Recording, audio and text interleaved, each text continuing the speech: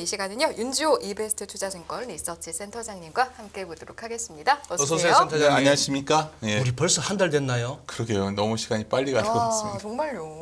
오, 우리 지금 윤주호 센터장님을 저희 화요일 코너에 모시는 건 한 달에 한 번인데, 야. 그렇죠. 아, 일단 둘째 주, 셋째 주에 제가 기고하는 곳들이 좀 있거든요. 네. 네. 주간지랑 뭐 일간지랑 좀 금방 돌아오고 맞아요. 금방 뭐 시간이 가는 것 같습니다. 기고도 하셔야지, 방송 출연도 하셔야지, 그거다 리포트나 세미나, 아니 뭐 뭐 별로 거의 뭐 종갓집 제사 돌아오듯이 막. 아니,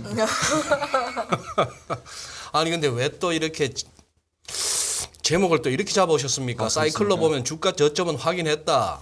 그러니까 아니 이런- 왜 자꾸 이 시장에 계시면서 예. 인기를 얻으실 수 있는 길을 마다하세요?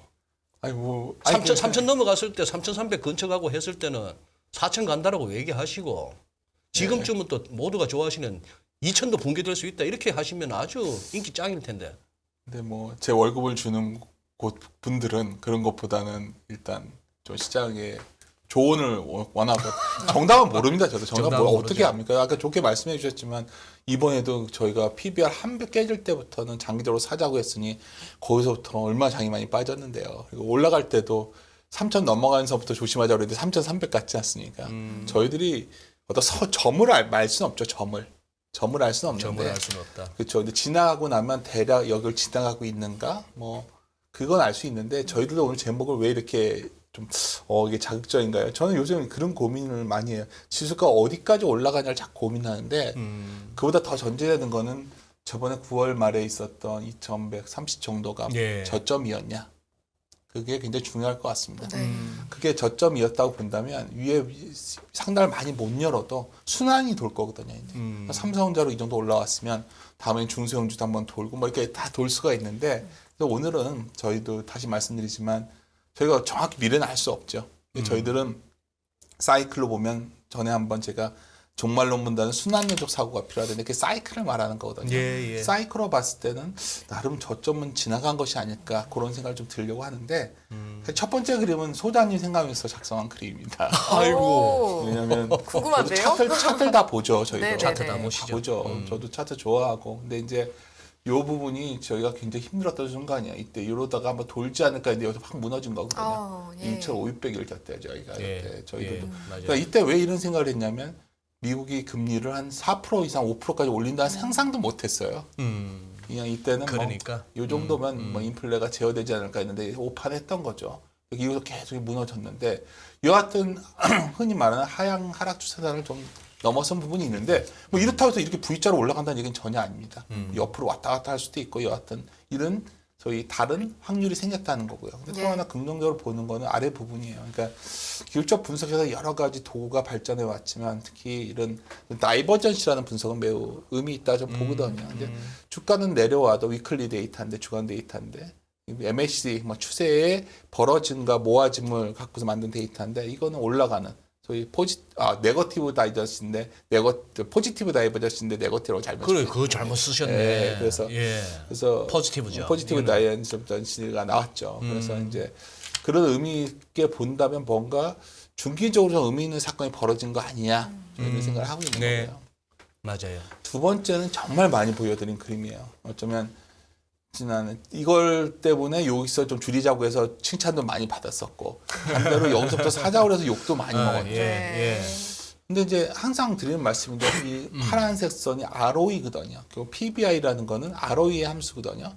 ROE가 이렇게 내려오죠. 그러니까 안 좋죠 지금. 그러면 우리가 트레일링 PBR도 몇 배까지 줄 수 있냐 얘기는 하겠지만 저는 항상 드리는 말씀이 이게 어쩌면 이익에 관한 이익 같은 경우에는 방향이 좀 안 좋을 때는 급속히 위축돼요. 이렇게 아니 급속히 진행이 되지 않나요? 예.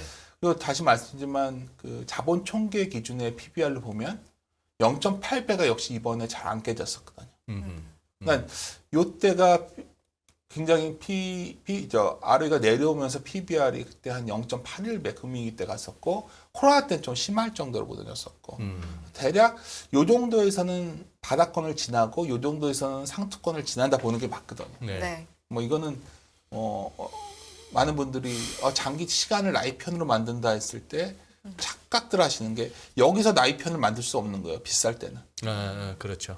그러니까 소위 이렇게 무너졌을 때는 사갖고 잘 분할해 사다 보면 바닥이 어딘지 모르지만 지나가는데 제가 보기에 이렇게 바닥을 지나가기 시작한 것이 아니냐 생각을 갖고 있는 겁니다. 일단 이거에 대해서는 저희들이 좀 강하게 말씀을 드려온 콜이고요. 좀 더 직관적으로 다가서려면 다음 그림을 좀 갖고 얘기했으면 좋겠어요. 이게 뭐냐면 우리가 이제 기억을 조금만 되돌려 봐서 아까 소장님께서 그래도 윤 소장님 그때 잘 본 적 한 번 있지 않습니까? 하다가 이때였거든요. 삼성전자. 그때 저희가 삼성전자를 홀드로 낮췄죠. 저희가. 네. 저희 업체에서 정말 욕을 많이 먹었는데 이때 PBR로 상당히 비쌌어요. 가치가. 근데 이때 잘 보시면 또 기억을 되돌려 보니까 얼마 전에 제가 페이스북을 하는데 페이스북에 어떤 분께서 이런 말을 올렸더라고요. 2021년 1월에 삼성전자를 달러로 환산하니까 83불 정도였더라. 이런 얘기를 하는 거예요. 그래서 제가 똑같이 그려봤죠. 진짜 그랬더라고요. 그때는 왜냐면 원 달러 환율이 1,100원이었으니까. 맞죠. 그러니까 83불이었는데 외국인들 입장에서 이번에 얼마까지 갔냐? 37불까지 갔던 거예요. 이번에. 83불에서 37불이면 60% 이상 빠졌다. 네. 그러니까 여기서 외국인들이 샀죠. 근데 당연히 원화도 강해지고 이런 것도 있지만 일단 이걸 뭘 강조드리는 거냐면 주가가 많이 싸져 있었구나. 많이 싸져 있었다. 뭐 여기서 뭐 외국인들 눈에는 더 싸죠. 더 싸 보였겠죠. 그리고 만약에 여기서 원화가 더 약해지는 게 아니거나 달러가 피크아웃 한다면 뭐 이런 소설도 쓸 수 있고 또한 삼성전자 뭐 지금 안 좋은 뉴스 다 나왔잖아요. 뭐 내년 1분기가 되면 뭐 지금 선생님 왜 저를 쳐다보시는 거죠? 지금 센터장님 설명을 들으면서 삼성전자 주주인 우리 승희 아나운서 얼굴을 한번 봤더니만 모처럼 어땠나요? 모처럼 이렇게 행복한 고민이 있어요. 삼성 실적은 아주 안 좋을 거예요. 네. 반도체 저 실적. 어떻게 된 일이에요, 조심? 그러니까 실적이 안 좋은데 많은 분들이 그래요. 내년에 경기 침체가 오니까 주가가 많이 빠질 거야. 네. 그럼 우리나라 수출도 안 되고 막 온갖 얘기를 해요. 그게 네, 삼성전자 아닌가요? 그러니까. 예. 근데 삼성전자가 여기서 다시 37불을 깨고 내려갈 거지는 않거든요. 그러니까 주가가 왜 바닥을 친 것 같냐 말한다면 저는 전자가 바닥은 친 것 같은데 여기서 실적이 아직은 안 좋으니까 옆으로 가든지 뭐 이러겠지만 당근인 줄 알았는데. 아니 뭐 그랬으면 좋겠지만 아직은 제가 알면 좋겠지만 네네네네. 올라갈 수도 있습니다. 모른다는 거죠. 그래서 외국인들이 최근 들어서 삼성전자를 매집한 세력은 우리 삼성전자 뭐 6만 몇천 원 여기서 고만고만 하더라도 환율만 예를 들어서 월 한 3, 40원씩 뚝뚝 떨어져 주면 그냥 외국인들은 먹는 거죠. 그렇죠. 그리고 뭐 MSCI 이머징 지수에서 한국물이 늘리고 뭐 온갖 얘기 다 나오지만 그거는 우리가 알 수 없어요. 우리도 얘기하는 거고 우리가 여기서 강조드리고 싶은 거는 이 정도 가격이면 상당히 의미 있는 저점이지 않았겠는가 그런 합리적 추론을 하겠다는 거죠. 그러면 다음 그림에서 이제 제가 이제 항상 저희 이번 올해 내년 전망을 볼 때 가장 처음에 강조하는 내용인데. 이제 제가 하워드 막스를 좋아합니다. 많은 분들은 제가 이제 유튜브나 이렇게 영상을 통해 접하신 분들은 저 사람은 많이 얘기하는 사람이 하워드 막스 얘기 많이 하고 그다음에 뭐 버인스타인 얘기 많이 하고 피셔 얘기 많이 하고 그래 제 성향이 그렇습니다. 근데 하워드 막스가 이번에 한국에 나왔었는데 여하튼 뭐 그분이 예언자처럼 맞춘다는 얘기를 하는 게 아니라 그분의 사고틀이 좋은 거예요. 어떤 거냐면 우리 코스탈리니의 달걀처럼 이렇게 주가는 원처럼 돌아다닌다는 거죠. 돈다는 거죠. 순환한다는 거죠. 근데 그 사이클을 어떻게 보는 거냐면 경제가 활기찰 때와 부진할 때가 있을 거고요. 여기서 이렇게 사이클을 도는 거죠. 이게 진자 운동이 왔다 갔다 한다는 거죠. 그렇죠. 전망이 굉장히 부정적일 때가 긍정적일 때가 있죠. 아까 소장님께서 말씀하셨지만 증권사에서 전망을 되게 부정적으로 할 때는 뭔가 극단에 다가오는 거죠. 나쁜적으로. 그리고 대출 기간이 대출도 안 해주고 자본시장도 경색돼. 요즘 그렇죠. 조건도 엄격하고 금리는 높고 특히 수익률 스프레드가 막 벌어지고 최근에 우리나라 국채금리 내려와도 회사채 금리는 안 떨어지니까 떨어지죠. 이게 굉장히 중요해요. 투자자들이 비관적이라는 면이 아니라 낙담하고 있다는 거죠. 매수에 무관심해집니다. 가장 큰 특징 중에 하나가 이 장이 이쪽 극단에 와 있을 때 저희 우리나라 정말 3천 이상에서는 자신감이 넘치고 10만 전자를 외쳤죠. 미래가 밝아 보이고 매수에 적극적이었지만 이제는 반대로 갔다는 거예요. 그리고 자산 보유자들은 무조건 출구 얘기만 합니다. 어떻게 하면 팔고 나갈 거냐. 보통 이 사이클의 특징이죠. 근데 하여튼 우리의 행동은 어때야 되냐는 거죠.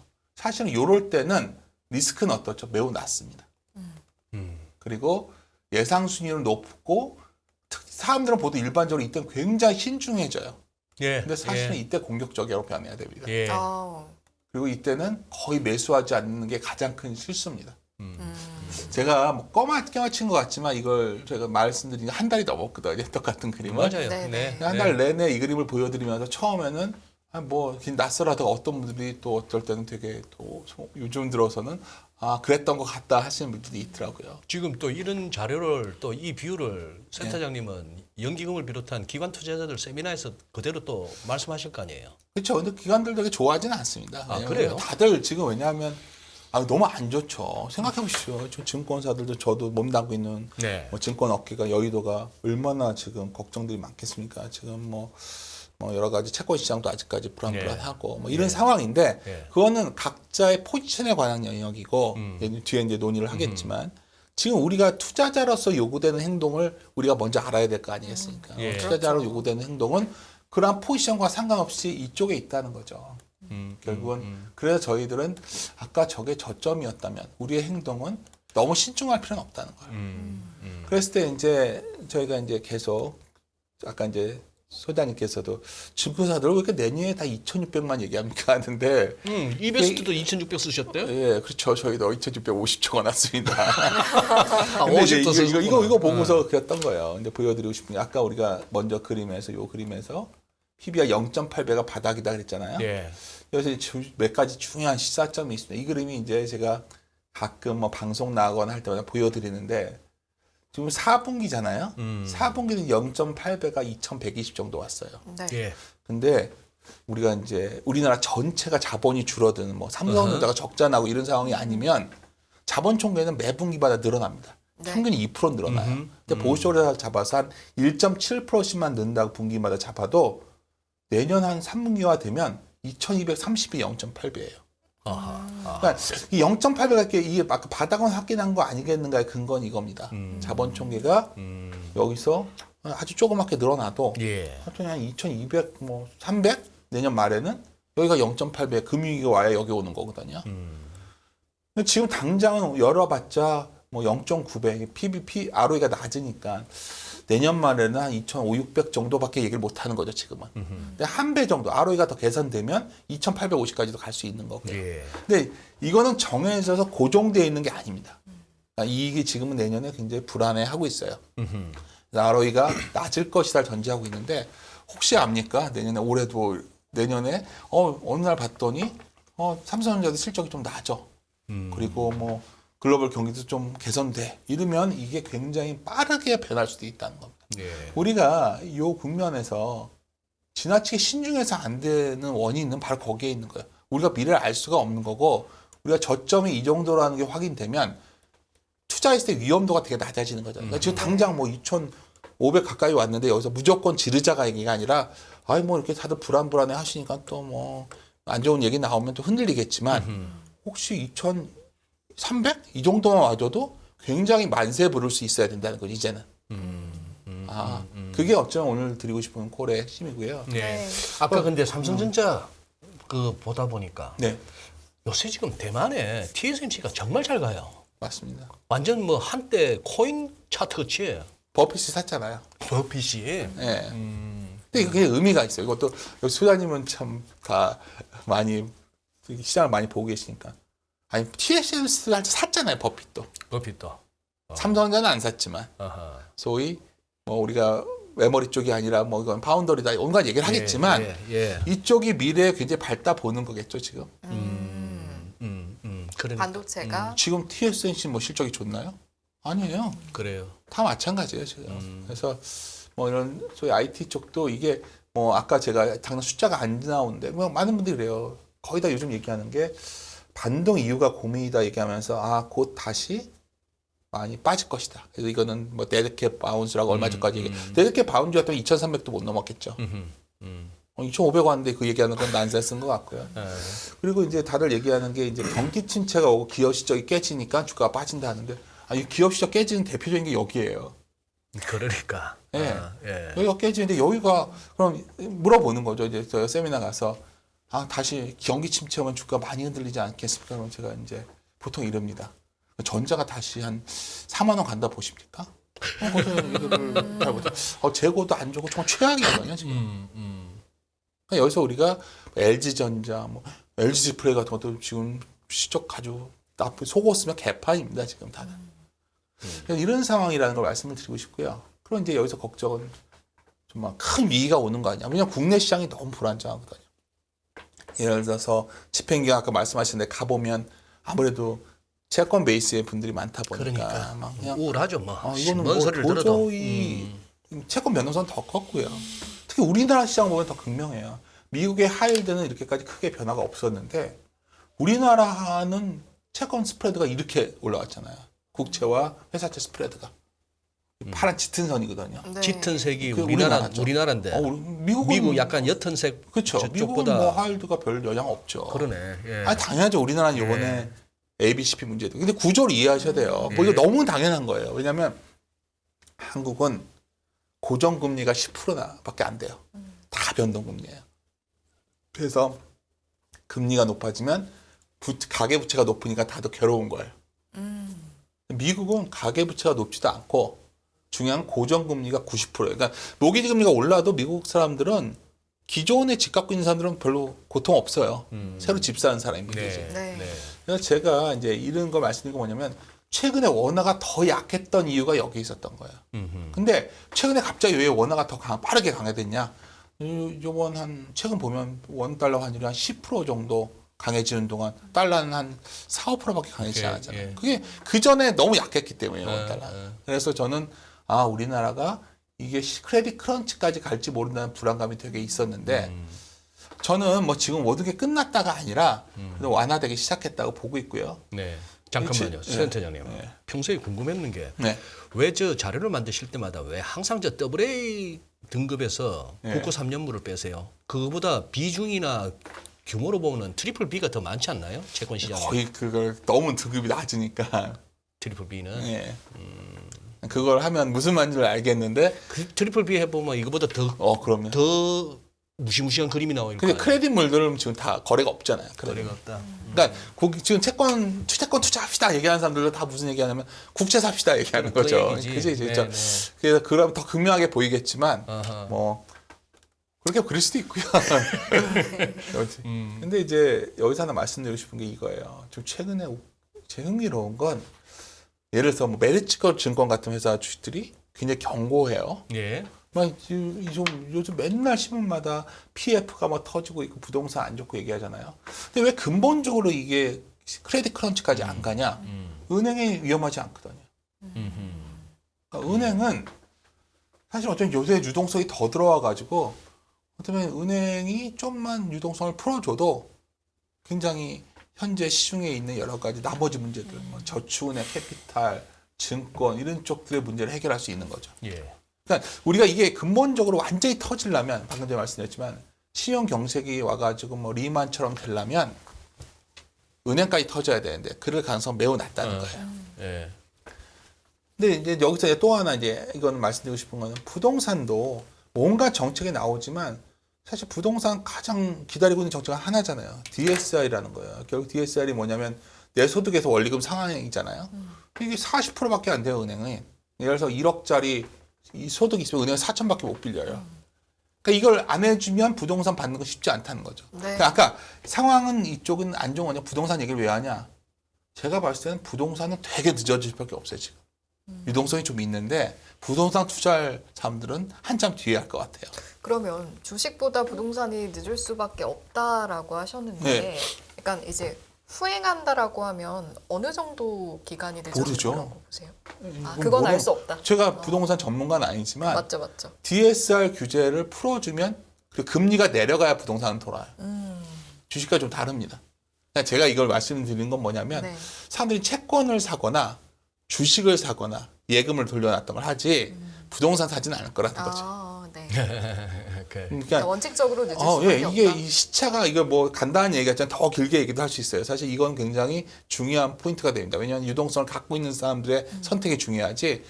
그러니까 투자 시장이라는 거는 1인 1표가 아니잖아요. 돈이 많은 가진 사람들이 어떤 선택을 하냐가 제일 중요해요. 제가 보기에는 이것도 결국 주식의 바닥을 잡아가는 시그널일 수가 있다 보는 거고요. 네. 거기다가 이제 재미있는 거는 그러면 뭐 오케이. 근데 뭐 전체적으로 당신 말이 동의를 하더라도 원달러 환율이 다시 1,400원, 1,500원 가면 어떻게 하지? 뭐 이런 고민들을 은근해요. 왜냐하면 그러죠. 올해 가장 큰 변화 중에 하나가 그냥 서점에 가도 다 달러밖에 믿을 게 없다. 뭐 이런 논리가 너무 많아요. 근데 이제 이 그림을 왜 보여드리냐면 요 그림 때문이에요. 제가 사람들이 달러랑 원화랑 되게 연동이 많이 되는 줄 알잖아요. 달러 인덱스랑. 달러 인덱스는 여러 가지 선진국 통화 대비 달러의 가치를 보는 인덱스고 원달러 환율이 있어요. 네. 둘의 상관계수가 원래 0.5도 안 됐었어요. 근데 여기서는 너무 같이 갔죠, 최근에. 거의 0.97까지 왔었어요. 그러니까 여기서 물어보고 싶은 거는 네. 달러가 여기서 정말 달러 자체가 전 세계적으로 강해지는 흐름이 더 나올 수 있냐가 중요한데 그럴 가능성은 커 보이지 않거든요. 왜냐하면 모든 환율이라는 거는 우리나라와 미국의 관계가 중요한 게 아니라 뭘 말씀드리냐면 우리나라와 미국 관계보다 전 세계를 상대로 미국의 위치가 어디냐가 중요한데 네. 이제는 미국의 국가들도 최악에서 벗어나는 느낌. 유럽도 그렇고 중국도 최근에 뭐 코로나 좀 푸는 거 보면 부양책도 나오고 있고 뭐 여러 가지로 봤을 때. 그래서 저는 이 흐름이 여기서 다시 원화가 약세로 크게 가진 않겠지만 상당히 뭐 옛날처럼 이렇게 일방적 약세로 가지 않는다면 그것도 아까 처음에 우리 아나운서님 자꾸 바라보게 되는데 네. 삼성전자가 저렇게 저점 치는 이유가 있겠죠.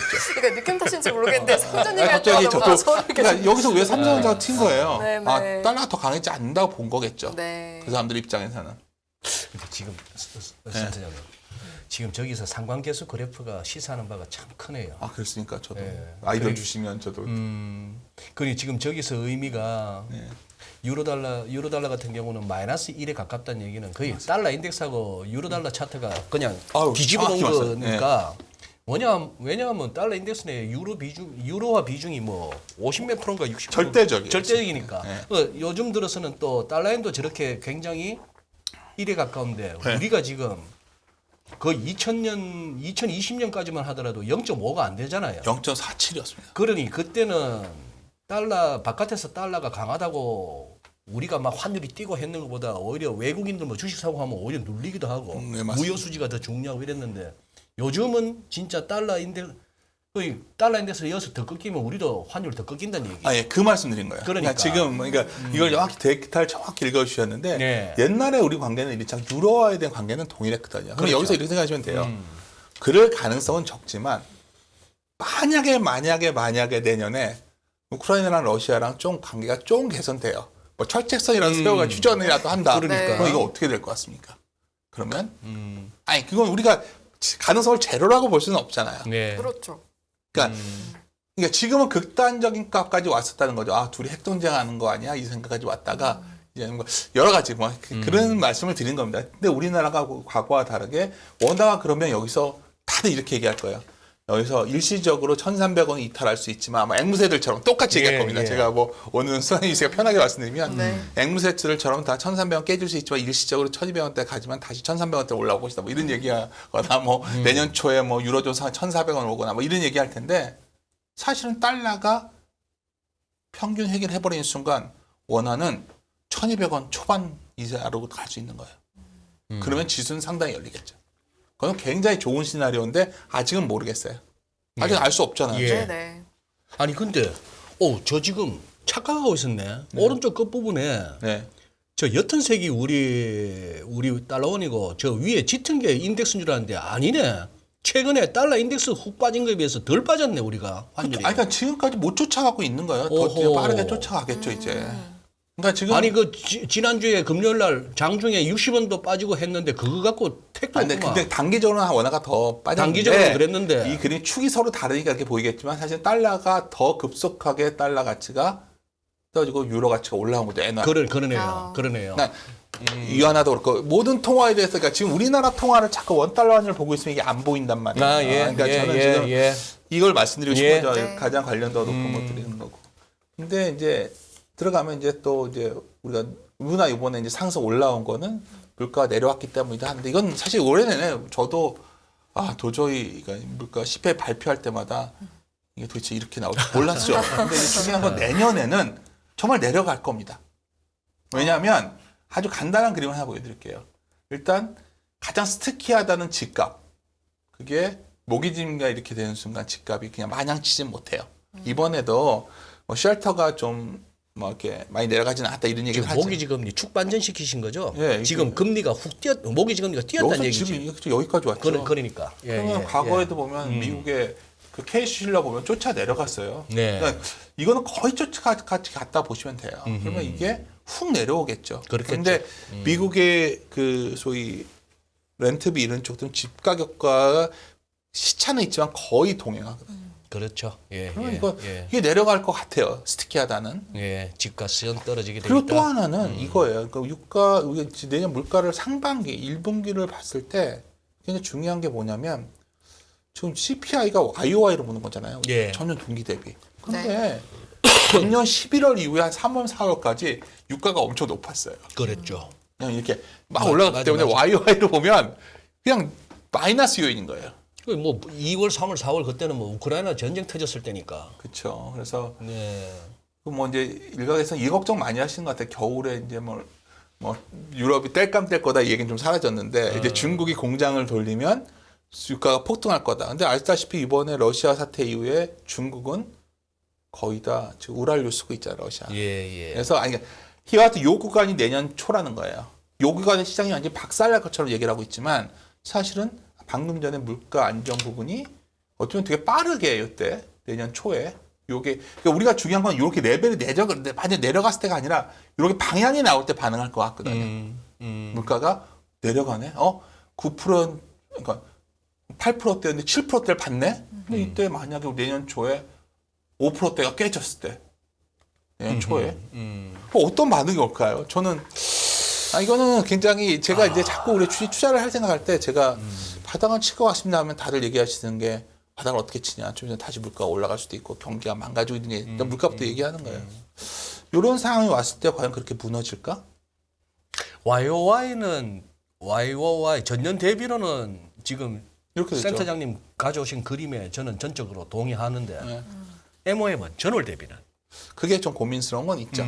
근데 그거를 그게 그래도 뭐 한 0.3 어라운드면은 견딜만한 거 아니에요? 그렇죠. 근데 이제 글을 요즘 보면 이제 또 뭐 좋은 걸 보여드렸지만 역시 좀 정확히 지적을 하셨는데 이번 달 CPI 지표가 내려왔지만 여전히 MOM으로는 불안한 부분들이 좀 보이거든요. 그렇죠. 그렇죠. 그러니까 데이터 가져오는 말까 할까 하다가 가져오긴 했는데, 그러니까 이번에도 이제 헬스케어 같은 거 막 내려왔어요. 그 인건비 비중이 높은 예, 데들인데, 이래서 뭐 다른 것들, 뭐 중고차 같은 것들도 확 좋아지고 뭐 이런 것들이지.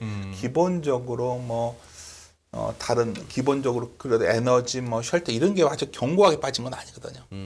그래서 좀 봐야 되는데 여하튼 중요한 건 요 기고 효과가 작동되는 게 내년 초에 있다는 거예요. 일단 오늘 우리 고민의 핵심은 여기서 다시 무너지면 어떻게 하지? 다들 너무 걱정들 많이 하시니까 그건 아닐 수 있다. 내년 초에 다들 많이 빠진다 생각을 하시더라고요. 거기다가 저기다가 저도 숟가락 하나 얹으면은 예. 그 이름이 뭐더라? 이름이 잘 안 이어지는데 그 미국 에너지 장관 예. 여성분 네.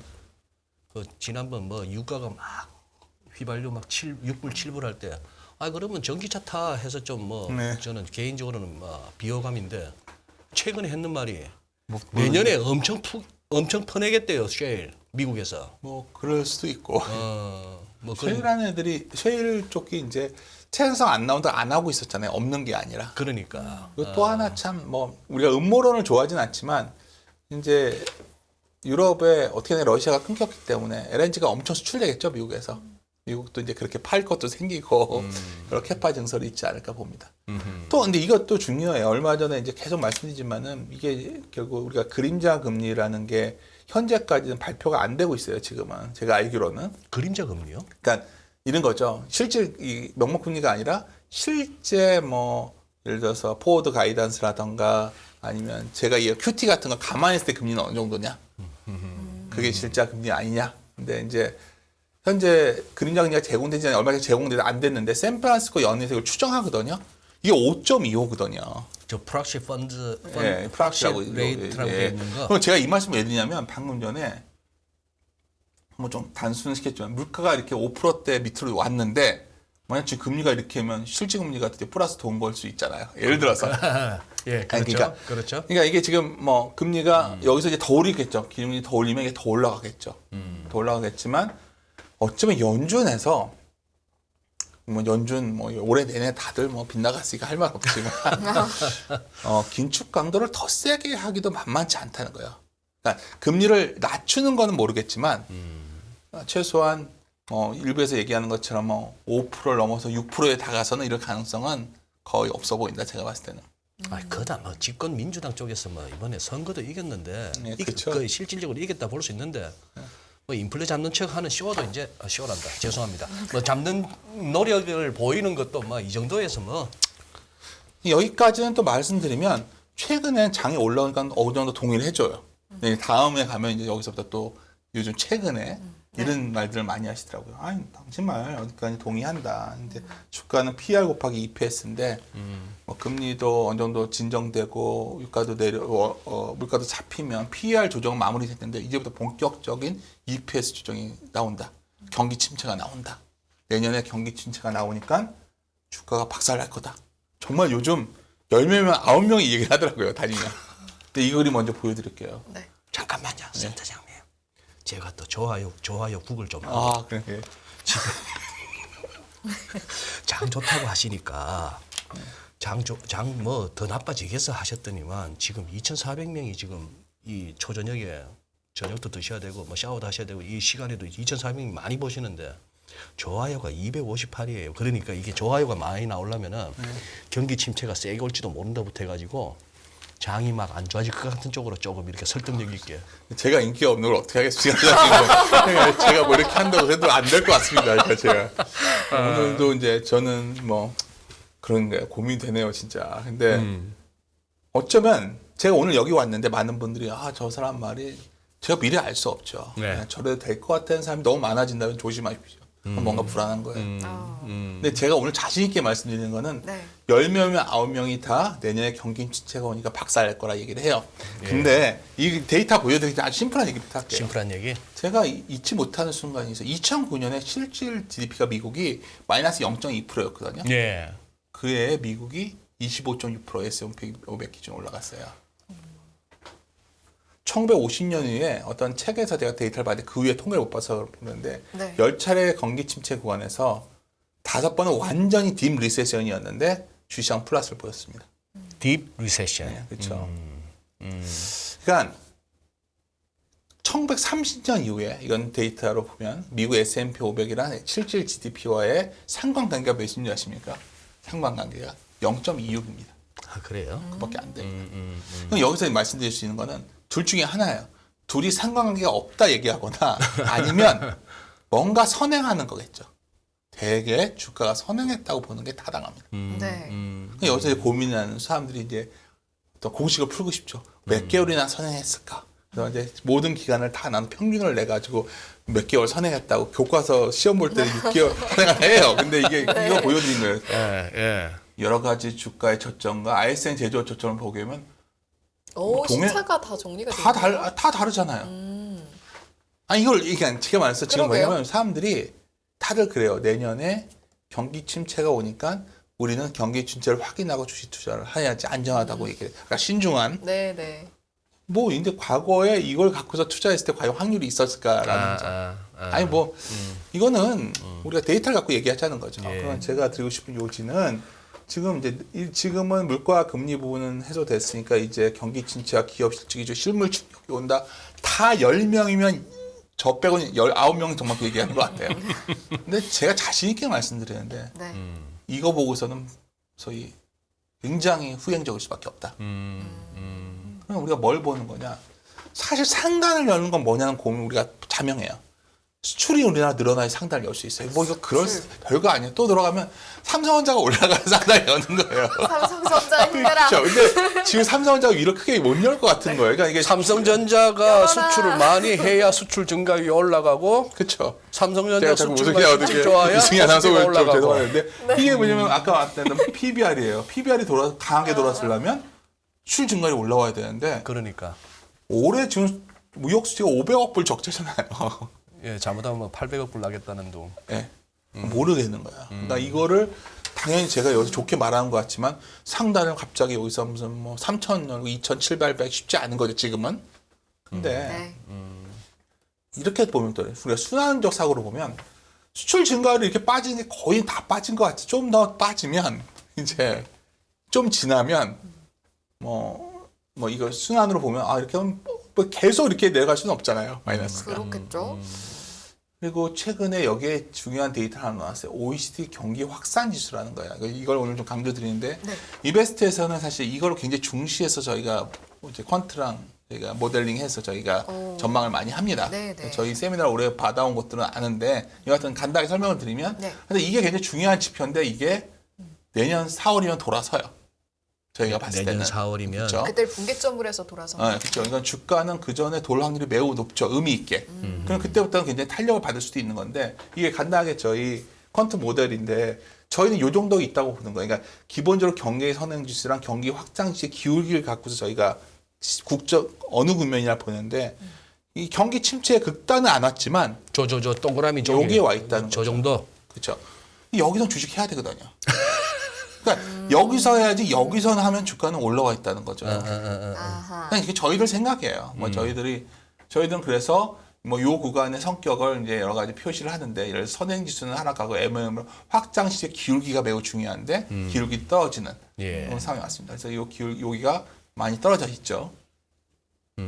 어렵게 생각하지 말고 아주 우리가 보는 방식이야 네. 그냥 이게 뭐 이게 수학 공식이었으면 좋겠지만 저희들은 이렇게 계속 해왔고 근데 왜 이렇게 보는지 말씀을 드리면 네.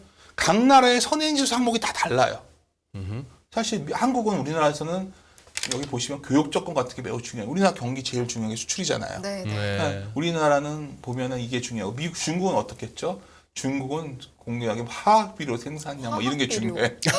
네, 중국은 오. 미국은 그다음에 미국은 조강 생산 철을 얼마나 미국은 뭐 만드느냐. 소비자 신뢰, 소비자. 그러니까 각 나라가 다 우리가 각 나라의 경기 선행지수가 있다. 그러면 항목이 똑같냐? 아니라는 걸 말씀드리는 그러니까. 거예요. 예. 그러네요. 나라마다 다 다르다는 거예요. 그 경기의 성격이. 예. 그런 우리가 궁금한 성격은 뭐냐면 우리나라 같은 경우에는 이 각 나라의 전체적인 선행지수가 좋아지고 있냐 나빠지고 있냐를 봐야 될 거 아니에요. 그걸 갖다 아까 말씀드렸던 그게 이 확산지수라는 거예요. 경기 아까 확산지수. 보여주셨던 이게 뭐냐면 네. 37개 국가의 선행지수가 좋아지냐 나빠지냐를 서로 전월차로 서로 비교해가지고 보는 거예요. 근데 최근에 굉장히 흥미로운 현상이 바로 나왔습니다. 한 달 전에. 이게 마이너스 100이 된 거예요. 확산지수가 마이너스 100이 된 거예요. 100. 금융위기 때 이후 처음이에요. 그러니까 7개 국가 모두 경기가 안 좋아진다고 나온 거죠. 그러니까 그 의미가 어렵나요? 그러니까 경기 선행지수가 다 이게 다른데 이 모든 나라가 다 앞으로 안 좋아진다고 경기가 나온 거예요. 네. 그러니까 우리가 여기서 생각해야 돼요. 아까 우리가 경기 침체가 주식 바다가 같지는 않았잖아요. 그러니까 너무나 상식적으로 생각하셔야 돼요. 앞서 가는데 보통 이 정도 왔을 때 모든 나라가 안 좋다고 할 때는 상식적으로 다음부터는 마이너스 100이었으니까 마이너스 95는 가지 않을까요? 그러니까 37국이 다 안 좋다고 했는데 한 나라 정도는 좋아진다고 나오면 하고 5나라만 좋아져도 이게 쭉쭉쭉 올라가겠죠. 아니 뭐 제가 뭐 이상한 추론을 하는 게 아니죠. 그래서 기울기를 보는 거예요. 그거다 기울기는 보니까 이미 돌았네요. 그렇죠. 저게 선행성이 있는데. 당연하죠. 역시 아주 매의 눈으로 보셨는데. 진짜 이게 저희가 진짜 돈 벌어 먹으려고 그 말은 결국 시장에서 살아남으려고 별지표를 다 만드시네. 저희가 이걸 갖고서 사실은 2달 전부터 콜을 했는데 이게 좀 모르겠어요. 저는 콜이 맞다 봐요 그때부터. 저희는 그때 사자고 했던 게 맞다 보는데 하여튼 경기가 그러니까 요즘 뭐냐면 내년에 이제 물가 금리를 잡혀도 경기가 망가진다고 하는데 이미 지금 이렇게 진행되어 있다는 거죠 제 말은. 예. 그럼 저는 여기서 자꾸 바닥을 다시 깨고 내려간단 말이 적절하냐 그 얘기를 드린 거고요. 그럼 약간 다른 각도로 볼게요. 네. 결국 우리가 돌아가다 보니까 막 물가랑이 잡혀도 문제는 수출이 안 나오고 무역 수지 적자가 해소 안 되면 꽝이다 이거잖아요. 네. 근데 여기서 수입 그러니까 CRB 원자재를 보자는 거죠. 우리가 모든 지표 중에서 사실 소장님이 옛날에 선물회사도 계셨기 때문에 드린 말씀이지만 커머디 가격은 분명히 경기 동행 내지 후행 자산이거든요. 주식은 선행 자산이고 그건 맞잖아요. 그러면 CRB가 이렇게 부러졌거든요 지금. 그러면 수입 단가는 어떻게 되겠어요? 수입 단가 내려와야죠. 그러면 수입 단가 내려면 주식은 기업이 어떤 돈을 벌 때 단가가 내려오겠죠. 예. 이익이 다시 좀 회복될까. 그러니까 지금 이익이 나쁜 건 다 알고 있어요. 근데 앞으로 이익이 더 나빠질까에 대한 고민을 했을 때 만약에 이게 잡히면 사람들이 경기가 안 좋아서 잡힌다고 하는데 하여튼 중요한 게 이게 내려왔다는 거예요. 뭐 이걸 얘기했더니 또 어떤 분들은 경기가 안 좋아서 이게 내려왔는데 무슨 상관이야. 원래 항상 상품 가격은 경기 안 좋으면 같이 동행 내지 후행 자산이어서 내려오는 거예요. 네네. 그러면 기업들이 그때부터는 수입 물가가 내려오기 때문에 마진이 더 남는 거죠. 제가 이 한 순서가 이게 뭐 되게 좀 쉽게 말씀드리려고 되게 하는데 네. 모델링으로 했을 때도 충분히 설명 가능한데 그래서 제가 드리고 싶은 말씀은 이제 뒤에 가면 이제 결론 부분이니까 드리고 싶은 요지는 이거예요. 지금 이제 시장에서 이제 여러 가지 고민을 하고 뭐 하는데 너무나 사실 주식 시장은 경제가 아닌 다르거든요. 자꾸 경제가 모든 걸 설명한다고 생각하고 있는데 사실 경제는 약간 뒤따라오거나 이런 성향이 높아요. 우리가 봐야 되는 건 이 사이클의 성격이에요. 그래서 경기 사이클의 후반기에는 사실 뭐 저희 같은 전문가의 조언보다는 데이터의 진행 정도를 파악하는 게 매우 중요한데 오늘 계속 그걸 보여드린 거예요. 제가 네. 이 정도 데이터가 진행되었다면 여기서 다시 2130이 깨고 내려가는 걸 전제한 포트폴리오 조정이 맞냐, 네. 아주 신중한 접근이 맞냐, 아니면 그래 여기서 좀 올라갔다 밀리면 또 사고 박스를 보수적으로 와도 박스 좋게 보면 혹시 긍정의 가능성을 열어두고 접근하는 게 낫겠다. 저는 후자라 보는 거죠. 그랬을 때 이제 좀 더 이제 더 실용적으로 들어가면 항상 시장은 참 신기하지 않습니까? 여기 보면 옛날 2090년 와, 이 뭐 역전의 용사들 다. 역전의 용사. SK가 난리쳤어. 대구백화점이라고 기억나십니까? 와. 대백, 대우조선 기아 아모레가 난리쳤어. 아모레, 셀트. 카카오도. 그러니까 와. 카카오 같은 게 다시 주도주가 되게 힘들다는 거예요, 제 말은. 아. 이런 것들은 이제 한번 큰 시세를 뽑고 나면 언제나 화려한 종목이 나오고 나면 꽤 오랜 시간이 걸려요. 화려한 종목은 금방 다시 화려해지기 좀 어려운가요? 어렵더라고요. 그동안의 역사를 보면. 그렇죠. 그러니까 네. 사실 아모레퍼시픽을 이때 샀던 사람들은 이때는 중국에서 계속 아모레퍼시픽이 잘 팔릴 줄 알았던 거예요. 근데 주가가 먼저 부러지고 난 뒤에 봤더니 중국의 로컬에서가 올라온 거죠. 뭐 이런 식으로 이제 다 이윤이 있습니다. 근데 그 하나하나를 다 역사를 뒤져볼 필요는 없겠지만 제가 드리고 싶은 요지는 이게 아직 안 나왔으니까 강세장은 아니에요. 네. 이게 나와서 막 끌고 가는 장이 나와야 될 때 아직 모르겠어요. 근데 최소한 최근의 흐름을 보면 대형주만 끌고 갔단 말이에요. 대형주가. 그럼 저는 지수는 크게 못 연다면 이거는 옆으로 갈 수도 있겠죠. 이게 좀 올라오지 않을까요? 코스닥도 부진하다가 좀 올라올 수 있고 네. 중소형주도 그러니까 여기서 지금 이게 항상 벌어져 있지만 않은데 지금 여기는 왜 이렇게 올랐냐? 원달러 환율이 1,450원에서 1,300원대 초반 가니까 그냥 아까 외국인들 사면서 오른 장이에요. 예, 예. 그럼 예, 여기서 예. 상대적으로 또 찾아내지 않을까요? 그래서 예. 요걸 첫 번째 말씀드리고 싶고요. 그러니까 자기 순서가 돌아온다는 거예요. 그러니까 최근에 제가 제일 가끔 저도 이렇게 뭐 인기가 없는 것 같지만 가끔 절박하게 이렇게 저한테 문자 같은 거 보내시는 분들 답변 드릴 때가 있는데 정말 괴로워하시더라고요. 저는 더 인기 없는데 예. 몇 년에 한 번씩 문자 올 때가 변곡점이에요. 네. 센터장님. 페이스북으로 왔는데 별거 아니야. 문자 받으시면 뭐였냐면 알려주세요. 창이 당신 말대로 뭐 염전문님 말대로 이렇게 돌아서는데 내 종목은 도저히 안 오는다는 거예요. 자기 종목을 상담해달라고 보낸 거예요. 근데 제가 봤는데 나쁘지 않은 기업이더라고요. 네. 예. 이런 거 괜찮지 않을까 했는데 저 참 이게 슬픈 일이 뭐냐면 그게 안 오니 결국 파셨나 보더라고. 아이고. 그러니까 저는 그걸 넣어놓고 보고 있으니까 그게 최근에 며칠 사이 엄청 올라오더라고요. 아, 예. 바이오 회사였는데. 아. 그러니까 제가 드리고 싶은 의지는 뭐냐면 자기 순서가 온다는 걸 기억하셨으면 좋겠고요. 두 번, 그게 지금 딱 보여주신 저 그래프 좀 전에 네. 대형주는 최근에 쫙 한번 시세 뽑았고 9월 달부터 보면 9월 달부터 코스닥이 저렇게 돼 있으니까 중소형주 오늘 유난히 코스닥이 2%나 오르고 한 거예요. 벌써 시작이 돼요. 이제 지수가 키 맞추기. 그렇죠. 두 번째 뭐냐면, 그러니까 아까 뭐 소장님 말씀하시니까 모든 증권사가 내년도 유망주하면 삼성전자, LG 에너지솔루션 얘기하니까 2차 전지 반도체. 좋아요. 좋은 것만큼 부정할 필요 없는데 여기 보면 이런 거죠. 이 빨간색 네이버와 카카오가 과연 이 지위를 바꿀 수 있을까? 아니라고 봐요. 그거는. 그러니까 이것이 다시 주도주가 될 가능성 아까 보여드렸지만 아니고 그리고 이거는 이유가 있다는 거죠. 그리고 여기에 후발주자가 될 수 있는 게 뭘까 생각하면 역시 수출이 되면서 글로벌 자동차 같은 게 좀 해당이 되지 않을까. 자동차. 이건 그런 기대를 해본다는 거죠 지금. 해본다? 네, 그렇죠. 근데 이걸 대체하지는 않을 거라는 걸 두 번째 말씀드리고 싶은 거예요. 예. 예. 세 번째는 뭐냐면 각계격파장이 시작된 거예요. 그러니까 뭐냐면 이제 돌아가신 분이 지금 막 유통주 같은 건 막 너무 안 좋죠. 유통주 같은 것도 안 좋고 대한항공은 좀 올라왔지만 이거 여기에는 많은 게 내포되어 있는 건데 막 의류회사 같은 것들이 굉장히 견고한 것도 있고 또 음식료 회사도 CL 제일 단장 이루고 있는데 또 어떤 것들은 막 치고 나가요. 나머지는 정말 각계격파한 거죠 지금. 바이오도 보면 산반은 좋은데 나머지 바이오는 박살나 있잖아요. 아하. 그러니까 아까 말했던 큰 축은 아까 말했던 대형제, 삼성전자, 2차전지 같은 게 끌고 왔는데 예. 이거를 대체하는 건 다른 것들이 없는 것 같아요. 자동차 정도 후보 정도 될 수 있을 것 같고.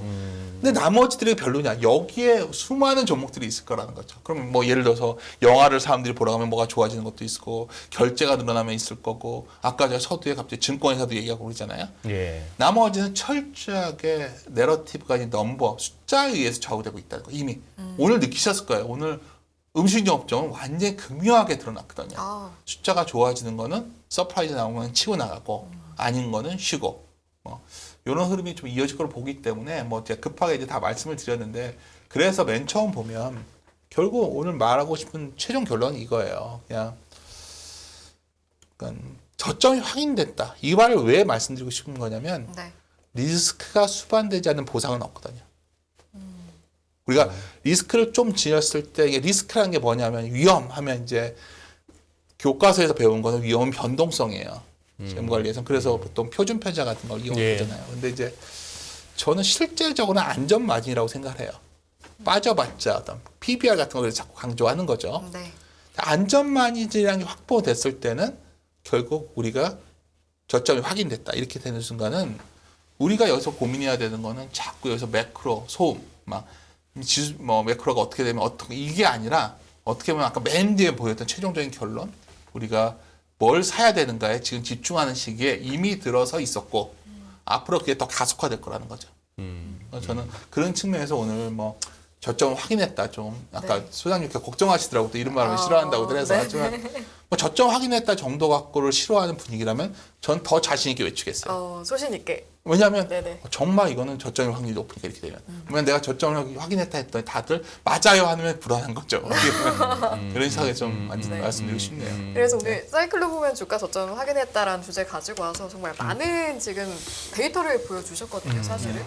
근데 이제 앞으로도 이런 데이터를 자주 모시면 좋은데 매일 모실 수 없으니까 예. 이 데이터 중에 혹시 이건 좀 흐름을 계속 시청자분들도 체크하시면서 따라갔으면 좋겠다라는 거 하나만 꼽으시면 뭐가 있을까요? 아까 말했지만 아까 뭐 가장 많은 것들을 그러니까 갖다 개인들이 보니까. 접하기 네. 쉬운 데이터가 있을 거고 네네네. 애널리스트들은 여러 가지 다양한 데이터를 보니까 개인 입장에서 환율을 많이 봐야겠죠. 환율이요? 아이고 뭐 매일매일 뭐 분 단위로 하기야 하게 되고 있는데 편하네요. 환율. 쉽죠. 환율 보면 될 것 같고 또 하나는 아까 말씀드렸지만은 결국은 뭐 지금은 이제 뭐 금리나 물가에 대한 고민에서 다시 계속 경기 침체 이런 고민을 넘어갔잖아요. 네. 그러면 여기서 뭐 많은 분들이 그래요. 뭐 저 사람 말대로 그래 나도 이제부터 이제 나무에 집중해야지. 이게 너무 어렵잖아요. 거기서. 맞아요. 그러면 아주 간단한 걸 말씀을 드리면 네. 실적 발표할 때마다 실적이 생각보다 잘 나온 기업들만 추려서 그다음에 소장님도 항상 보시지만 차트 보면서 아니 싸져 있는 거 그 정도만 체크하셔도 나아요. 근데 저는 오히려 이런 고민은 되게 실용적이라 보는데 많은 사람들이 어떤 지금 고민을 해서 문제냐면 네. 매일매일 연준에 누군 무슨 말을 했는가 그리고 다들 별로 뭐 그렇게 저희하고 직업이니까 하는데 뭐 요번 지표에서는 무슨 항목이 뭐가 이거 고민할 필요 없거든요. 제가 봤을 때는 그것 때문에 이미 주가가 내려와 있었기 때문에 네네. 저는 그 말씀에 조금만 그거 하자면은 작년 이맘때에 제임스 블라드나 크리스토퍼 월러 같은 사람들 네. 좀 매파적인 어떤 그런 발언들 네.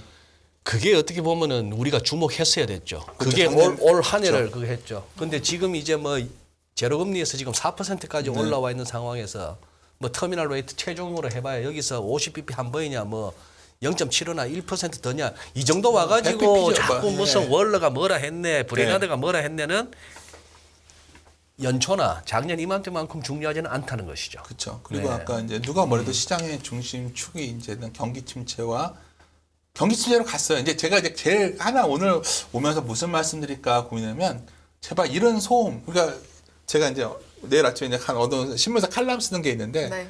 제가 매일매일 살 빼려고 요새 운동을 해요. 그러니까 살 빼야 되니까. 근데 이제 우리 애가 어느 날 그 노이즈 캔슬링을 주었더라고요. 이어폰을. 네. 근데 이게 정말 집중이 되거든요. 그러니까 위험은 하더라고요, 이게. 그래서 경보끈이 맞아요. 영향을 예, 끼는데 위험하죠. 위험은 맞아요. 하지만 굉장히 음악도 선명하게 되고 저는 이거 들으면서 어떤 강의도 들으면서 걷거든요. 제가 가끔 이런 생각이 들어요. 지금은 노이즈 캔슬링이 필요한 시기 아니냐. 너무너무 시장에 노이즈 소음이 많아졌고 그 소음의 주된 것들은 매크로에 있는 것 같아요. 저 매크로를 다루는 전략을 하는 사람이다 이런 말씀 드리는 거예요. 네. 그러니까 지금 그렇게만 하셔도 매일매일 지나친 불안하진 않거든요. 그러니까 지금 미디어에 쏠린 거 과민 반응이 결국 투자자들한테 굉장히 혼선을 주고 있다고 보고 있어요, 저는. 그래서 뭐 잊지 마셔야 되는 게요. 상승장에서는 모두 멘탈이 좋아요, 원래. 올라갈 때는 잘 버틸 수 있어요. 그쵸. 그냥 기다리면 올라가니까. 네네. 사람들이 무너지는 거는 근데 그렇게 기분 좋은 시장은 오래되지 않거든요. 사람들이 가장 멘탈이 흔들리는 게 하락장이에요. 하락장에 막바지가 되면 그냥 투자에 실패한 사람들 말 목소리만 들어오고 투자를 하지 않아야 마음이 편해지는 순간이 있어요. 하지 않아야지 해방될 것. 그게 바로 아까 막스가 말했던 낙담의 순간이거든요. 반문하자는 거예요. 스스로 그 순간에 와 있는지. 저는 그 순간에 많은 투자자들이 그 순간을 지나쳤다 보고 있거든요. 네. 왜냐하면 생각보다 낮은 가치의 주식을 많이 정리하더라고요. 그래서 저는 그렇게 봐서 이건 뭐 사실 오늘 소장님 맨날 걱정해 주시는데 또 악플 달릴까봐 하는데 선풀 부탁드립니다. 시장은 여러분. 아니 네. 뭐 시장에서 승자는 소수예요. 네. 얼마 전에 이제 저 같은 이런 경험이 있어요. 뭐 어떤 분이 굉장히 공감 능력이 떨어지시는 거 아니냐. 제가 무슨 표현을 쓰냐면 페이스북에다가 네.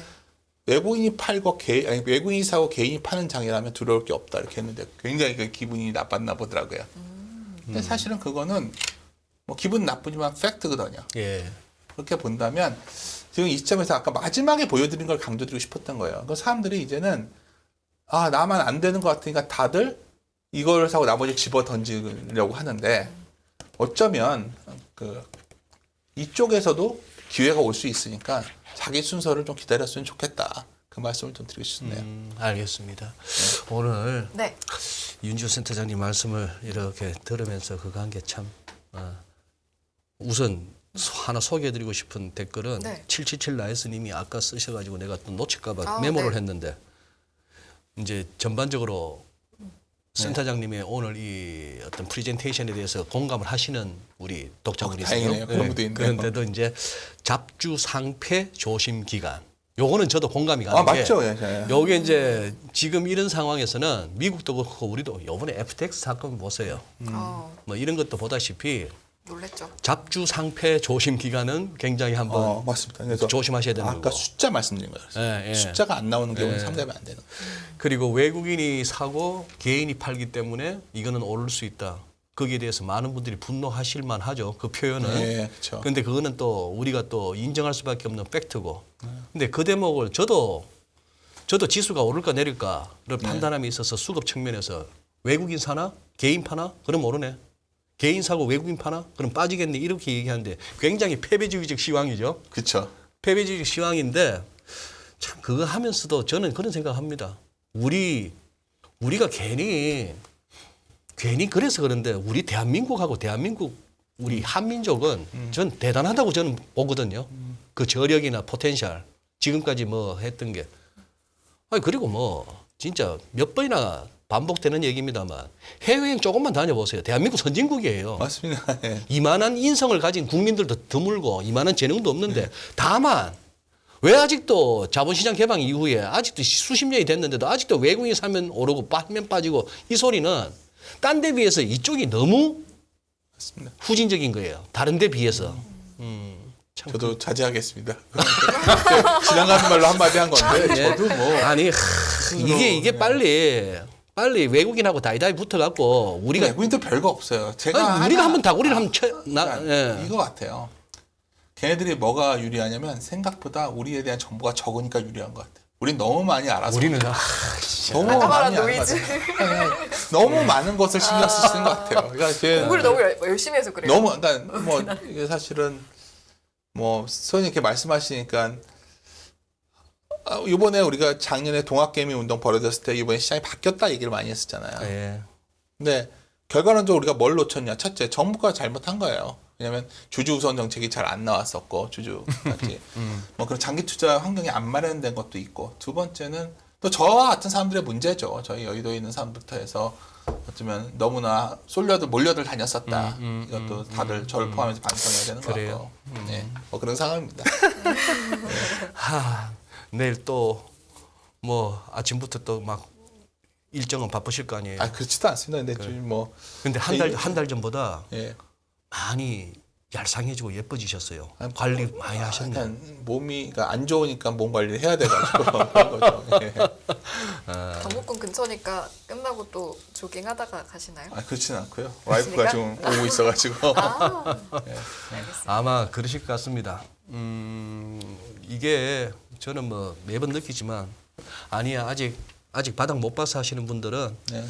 센터장님의 이 프레젠테이션을 들으시고도 네. 그래 사볼까라고는 전한 맞습니다. 마음은 안 네. 전할 거예요. 그렇지만 이제 그거는 있습니다. 저는 막 너무 이렇게 오래 이 손실의 기간을 갖다가 견디셨던 분들이라면은 조금 더 인내하셨으면 싶고 예. 그리고 누구도 모르는 이 변곡의 시간인데 경기 침체 뻔하게 눈에 보이는 거 없고 주변에 사람 자른다는 소리에 사업 접어야겠다는 사람밖에 안 보이는데 이 와중에 뭐 바닥 치고 올라가는 이런 소리가 잘 공감은 안 될 수가 있지만 시장이란 것이 너무 또 쉽게 안 틀렸으면 좋겠어요. 물량을. 저는 요새 좀 그런 생각을 합니다. 많이 털리는 것 같아요. 많이 틀리는 것 같고 네.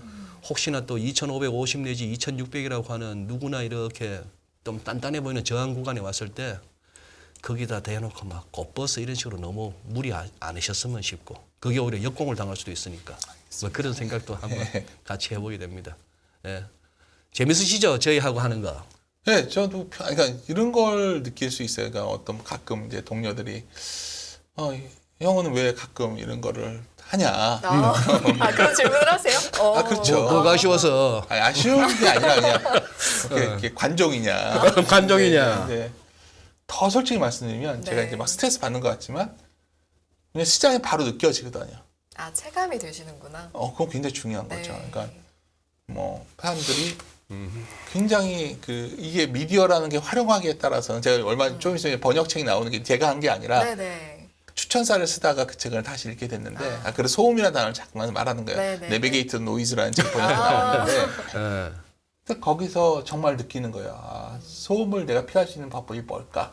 그랬을 때 미디어를 잘 활용해야 되거든요. 미디어가 어떤 모습. 근데 오늘 이렇게 이런 제목을 자극적으로 하는 거는 저도 보고 싶은 거예요. 이랬을 때 아까 뭐 솔직히 더 물어보시니까 마지막에 말씀드리는데 그래?